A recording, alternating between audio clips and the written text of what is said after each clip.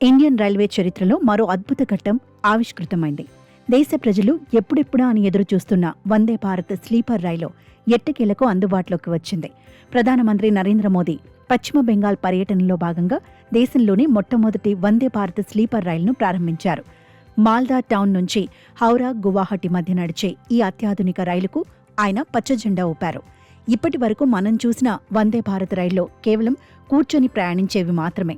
కానీ సుదూర ప్రాంతాలకు వెళ్లే ప్రయాణికుల కోసం పడుకొని ప్రయాణించే వీలుగా ఈ స్లీపర్ వెర్షన్ను రూపొందించారు. ఈ రైలు పట్టాలెక్కడంతో హౌరా మరియు గువాహటి మధ్య ప్రయాణ సమయం భారీగా తగ్గనుంది. దాదాపు 2.5 గంటల సమయం ఆదా అవుతుందని అధికారులు చెబుతున్నారు.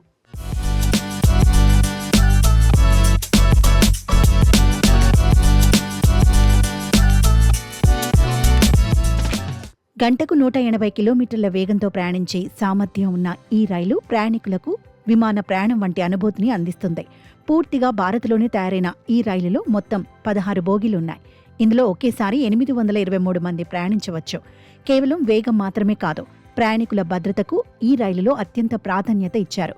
అడ్వాన్స్డ్ సేఫ్టీ ఫీచర్లతో పాటు రైలు లోపల అత్యాధునిక ఇంటీరియర్, సెన్సార్ లైట్లు, శుభ్రమైన టాయిలెట్లు మరియు మెరుగైన బెర్త్ సదుపాయాలను కల్పించారు.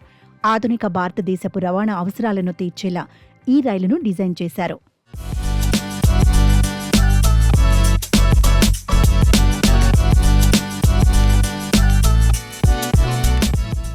కేవలం రైలు ప్రారంభోత్సవమే కాకుండా ఈ పర్యటనలో ప్రధాని మోదీ 3,250 కోట్ల విలువైన వివిధ రైల్వే మరియు రోడ్డు ప్రాజెక్టులను జాతికి అంకితం చేశారు. మాల్దాలో జరిగిన బహిరంగ సభలో మాట్లాడిన ప్రధాని మౌలిక సదుపాయాల కల్పనే దేశ అభివృద్ధికి కీలకమని స్పష్టం చేశారు. మొత్తానికి వందే భారత్ స్లీపర్ రైలు రాకతో భారత రైల్వే వ్యవస్థలో కొత్త శకం మొదలైంది.